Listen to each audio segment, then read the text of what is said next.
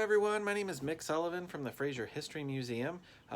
Since everyone is mostly confined to their homes right now, we're taking the opportunity to go out in our neighborhood, practicing appropriate social distancing, and seeing what kind of history we can find around our homes. Several of my colleagues will be doing the same. But today, my family and I took a trip up the street to St. Louis Cemetery, which is one of the coolest cemeteries in the city. I highly recommend to visit. So, here we go. This is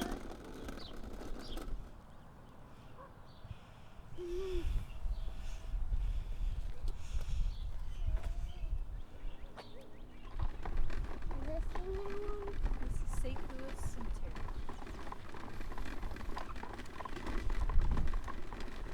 I love this. Okay, come on.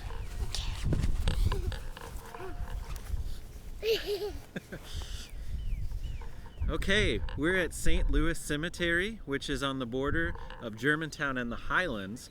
The original St. Louis Cemetery was actually at 10th and Main Street, right next door to the Frazier History Museum. And it was actually the site of the first Catholic church in the city as well, which was at 10th and Main, and later became the site of one of the most notorious moments in Louisville history, the Bloody Monday riots, when the Know-Nothings tried to prevent German and Irish Catholic immigrants from voting in the elections that day, which was a very bloody affair. I encourage you to learn more about that. Anyway, that site is right next door to the Frazier History Museum. We can actually see it from the west windows of our building. And I'm sitting here in front of a grave, and it's marked Doerhoefer. I'll get a better picture of it in a minute. The Doerhoefer family was a tobacco family in the city of Louisville, and in fact, the original name of our building was the Doerhoefer Building. It is now the Frazier History Museum, but it was originally called the Doerhoefer Building. There was a tobacco warehouse on that site in the early 1800s, which was torn down by the famous 1890 tornado.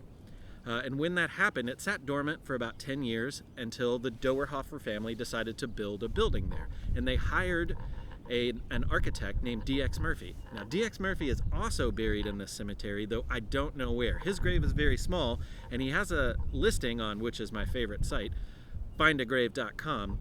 However, the plot number and the section number is not listed currently, so I can't find it. It's gonna take some exploring, and we were kind of in a rush today.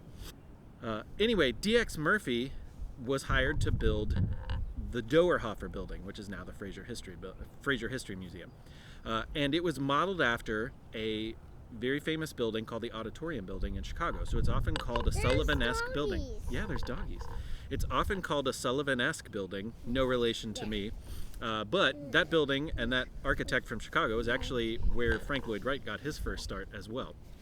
Now, you'll notice if you ever look at our building, you'll see the spire or you'll see the cupola, and that feature is something common on a lot of D.X. Murphy buildings.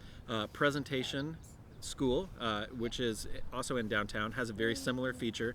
But probably the most famous thing that they did was the grandstand and the twin spires of Churchill Downs. So the Frazier History Museum and Churchill Downs original buildings all have a very common connection, which is D.X. Murphy and his architectural firm, Murphy Brothers. That building was home to a lot of early businesses. There was a firm called the Kahn Brothers that did one of the first people that did mail order men's clothing that would be fit to you. But the big thing that was in there was a business called the Ox Breeches Manufacturing Company, and they were one of the first and largest jeans manufacturers in America. And in 1916, there was a gigantic fire in our building, which became the Frazier History Museum. Now that fire, there's still remnants of the building in the fire. I'll try to splice in some photos in this video. But you can walk through the building in certain sites on the east side of the building and look up. Can I see the fire buildings? Yeah, sure. I'll show you a picture. You can see the fire. You can see the charred remains, which are over 100 years old. So this was 1916 when this fire broke out. And it was on the front page of the Courier Journal.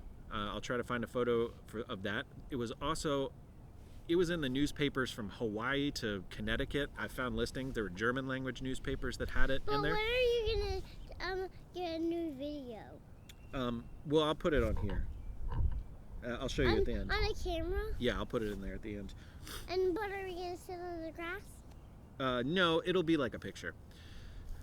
But I want to sit in the grass. Well, we're sitting in the grass. That's great. Now, in addition to all of the char that you can see in our building, there is one big remain or absence as a result of that fire, and that is the bay that is now occupied by our gateway garden. So we actually have that fire to thank for that beautiful new garden that we have, which when the opportunity arises, we encourage you to come down and check it out. If you happen to know where D.X. Murphy's grave is at St. Louis Cemetery, then please let me know. I'll show you the Doerhoefers. Oh, I also wanted to mention this about St. Louis Cemetery. St. Louis Cemetery was the original Catholic cemetery in the city of Louisville. It was at 10th and Main, and everybody was moved. All the graves were moved here in 1867. Now, right before that, if you know your timeline, you know that the Civil War was happening. And actually, this site was one of many interlocking Civil War forts. So there was a fort here, and it looked into downtown to protect the city because it was a Union-controlled city, and there were forts to protect in case the Confederates made their way into the city of Louisville. So there was actually a fort here at St. Louis Cemetery. There was a fort just over there at Cave Hill Cemetery, and the next one would have been over on Meriwether Street, basically where the recycling center is, if you know where that is. And they went all the way around town, almost like the Waterson Expressway does today, with interlocking guns to protect the city in the case of Confederate aggression or invasion.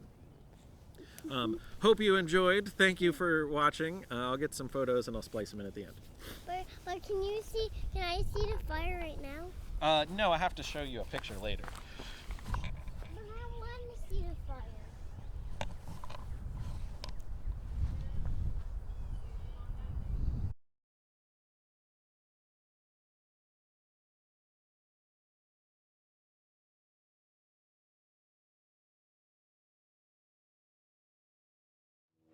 Well, thanks for watching. Until we see you in person, we'll see you here virtually. Hope that's sooner rather than later. If you have any history in your own neighborhood, share it with us. We would love to see it. We would love to know more about the city, the state, wherever you are. Even if you're in another state. I know we have a lot of viewers out there too.